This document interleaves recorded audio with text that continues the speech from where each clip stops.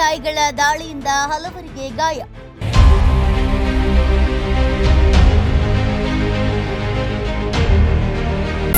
ಬೀದಿ ನಾಯಿಗಳ ಹಾವಳಿಗೆ ಸಾರ್ವಜನಿಕರು ಆತಂಕ. ಮಕ್ಕಳು, ವೃದ್ಧರು ಹಾಗೂ ಸಾರ್ವಜನಿಕರ ಮೇಲೆ ದಾಳಿ.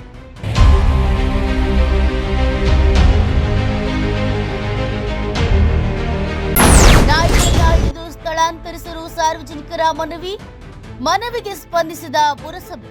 ಪಟ್ಟಣದ ಎಲ್ಲ ವಾರ್ಡ್ಗಳಲ್ಲಿ ಬೀದಿ ನಾಯಿಗಳ ಸೆರೆ.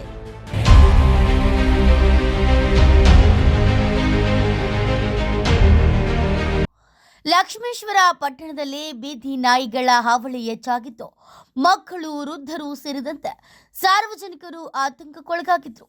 ಬೀದಿ ನಾಯಿಗಳು ಸಣ್ಣ ಮಕ್ಕಳದ ಕಚ್ಚಿ ಗಂಭೀರವಾಗಿ ಗಾಯಗೊಳಿಸುತ್ತಿದ್ದ ಹಿನ್ನೆಲೆಯಲ್ಲಿ ನಾಯಿಗಳನ್ನ ಸೆರೆ ಹಿಡಿದು ಬೇರೆಡೆಗೆ ಸ್ಥಳಾಂತರಿಸುವಂತೆ ಸಾರ್ವಜನಿಕರು ಪುರಸಭೆಗೆ ಮನವಿ ಮಾಡಿದ್ರು.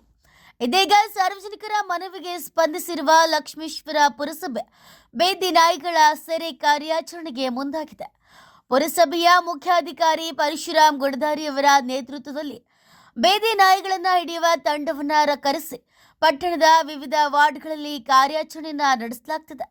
ಪಟ್ಟಣದ ಪ್ರಮುಖ ಬೀದಿಗಳು ಹಾಗೂ ವಸತಿ ಪ್ರದೇಶಗಳಲ್ಲಿ ಸಂಚರಿಸುತ್ತಿರುವ ಬೀದಿ ನಾಯಿಗಳನ್ನು ಸೆರೆ ಹಿಡಿದು ಸಾರ್ವಜನಿಕರಿಗೆ ತೊಂದರೆಯಾಗದಂತೆ ಬೇರೆ ಸ್ಥಳಕ್ಕೆ ಸ್ಥಳಾಂತರಿಸುವ ಕ್ರಮ ಕೈಗೊಳ್ಳಲಾಗುತ್ತಿದೆ.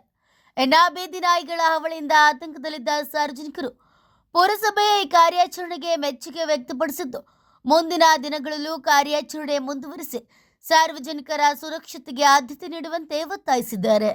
ಬೀದಿ ನಾಯಿ ಬಂದು ತೆಲಿಗೆ ಕಡ್ದೈತಿ ನೋಡ್ರಿ. ಇಲ್ಲಿ ಈ ನಮೂನಿ ಬೀದಿ ನಾಯಿ ಬಂದು ಎಲ್ಲರಿಗೆ ಕಡ್ಕೊಂಡು ಹೋದ್ರೆ ನಮ್ಮ ಬಡವ್ರ ಪರಿಸ್ಥಿತಿ ಏನಾಗ್ಬೇಕು ಅನ್ನೋದು ಮೊನ್ನೆ ಹೋಗಿ ಮುನ್ಸಿಪಾಲ್ಟಿಗೆ ಅರ್ಜಿನ ಕೊಟ್ಟು ಬಂದಿದ್ವಿ.